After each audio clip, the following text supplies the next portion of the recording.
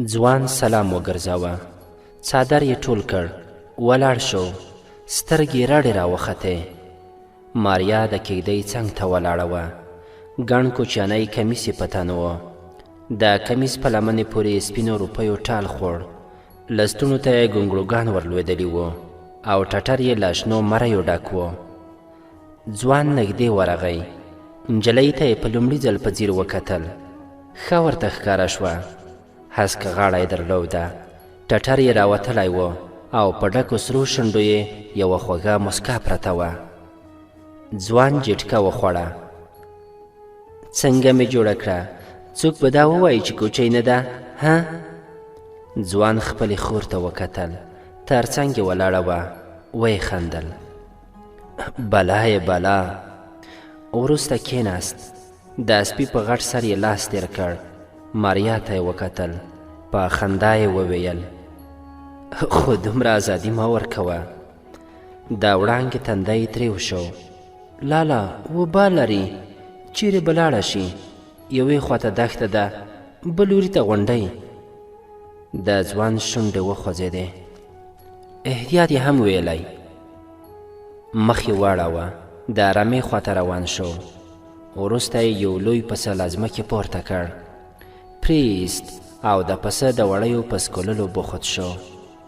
ښه شیبه ووته. بیا یو سیوری ورباندې ورغی. پورته یې وکتل. ماریا وه. بیرته یې سر وځړېد.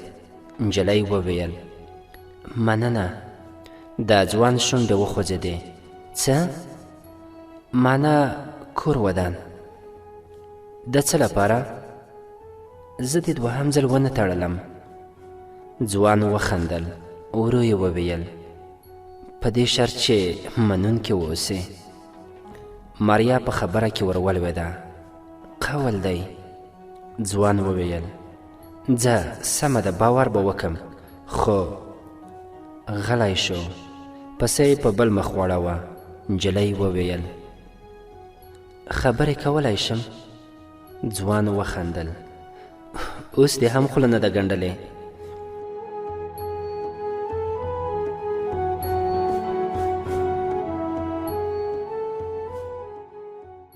نجلۍ یوه شیبه غلې وه.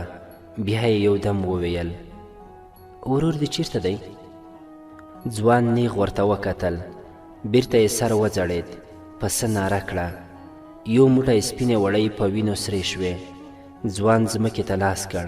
خاوره یې ور واخیسته. د پسه په ټپ یې واچوله.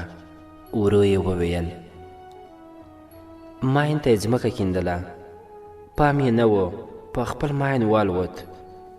نجلۍ وویل ما وبخه. ځوان غلی و. وروسته یې شونډې وخوځېدې.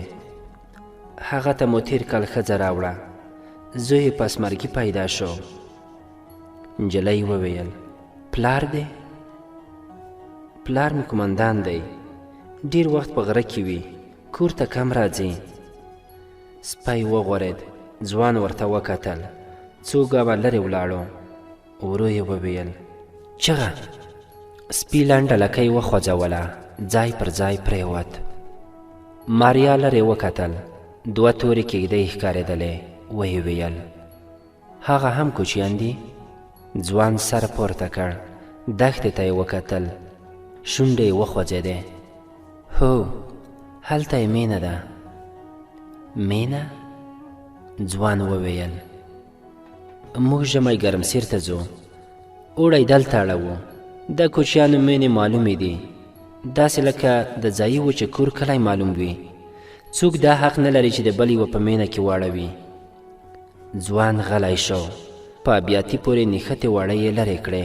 ورو یې وویل څړځایونه مو هم سره ویشلي دي. هر قوم خپل څړځای لري، بل ځای رمې نشي پیولی. ځوان غلی شو. نجلۍ وویل لاړم.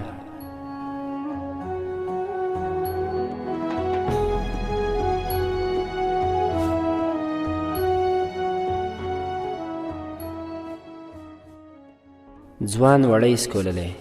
نجلۍ یوه شیبه ودرېده. ځوان ور ونه کتل. وروسته روانه شوه. سپي سر پورته کړ. نجلۍ ته یې وکتل. بیرته یې د مخکینیو غځېدلو پښو په منځ کې وربوس کېښود. ماریا یوه جونګي ته ور وګرځېده. جونګي هسکه غاړه نیولې وه، ژمه یې خوځېدله، شخوند یې واهه.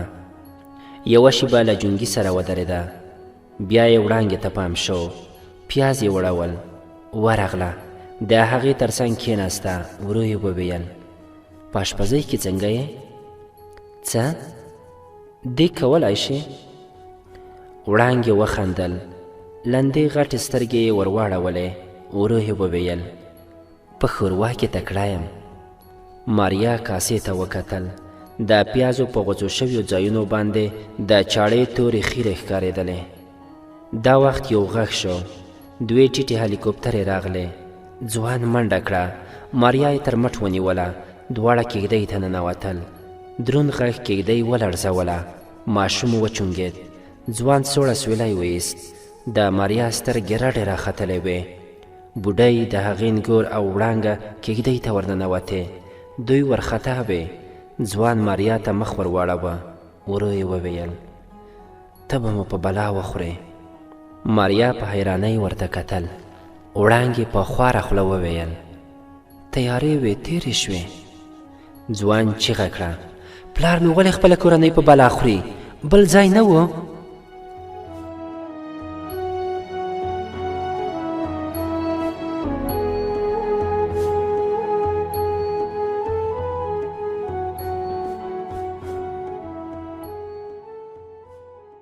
یوه شېبه غلی شو.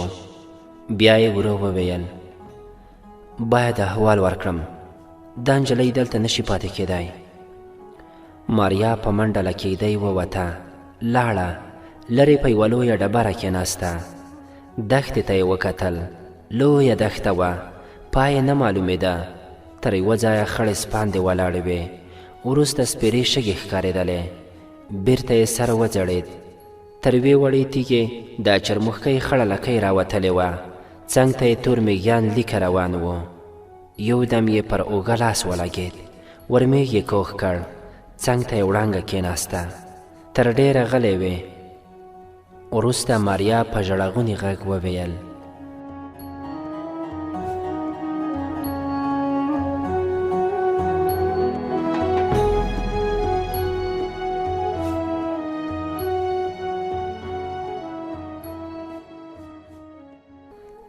هغوی به مې ووژني. وړانګې د نجلۍ پر ورانه لاس کېښود. شونډې یې وخوځېدې. غم مه کوه، زه خو یم. ماریا د هغې پر اوږه سر ولګاوه.